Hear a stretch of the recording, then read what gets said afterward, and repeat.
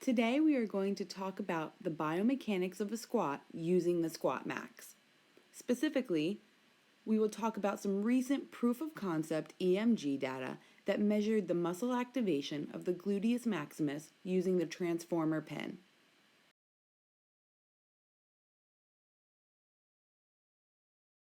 The transformer pin is a revolutionary device that allows the lifter to change the point at which the belt attaches to the weight.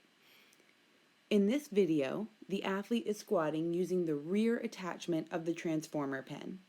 As you can see, the rear attachment allows the athlete to hinge back into a squat.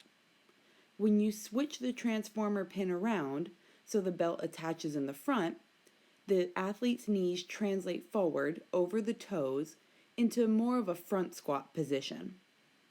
Our proof of concept EMG data showed that the glute max activation was almost 2 times larger when squatting with the rear transformer pin attachment as opposed to the front transformer pin.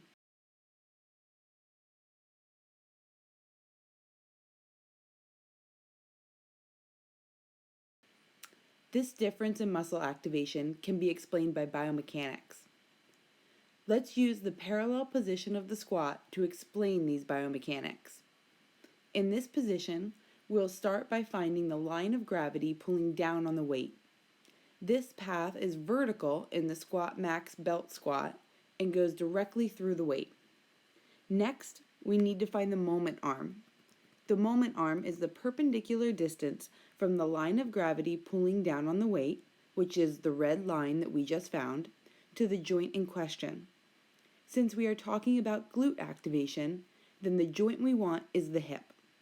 So, our moment arm will go from our red arrowed line of pull to the hip joint.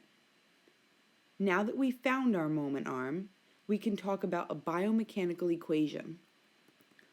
Torque is the force that the muscles need to exert to lift the weight. So if you don't have enough torque, then you won't be able to lift the weight and stand up out of the hole in a squat. Torque is calculated as the product of force times the length of the moment arm. In our example, the force is constant since the load being lifted is not changing. Therefore, the longer the moment arm, the greater the force that the muscles need to exert to lift the weight. So, when you sit back into the squat in the rear transformer pin, you are elongating the moment arm to the hips, and subsequently requiring a greater amount of glute activation to stand up out of the squat.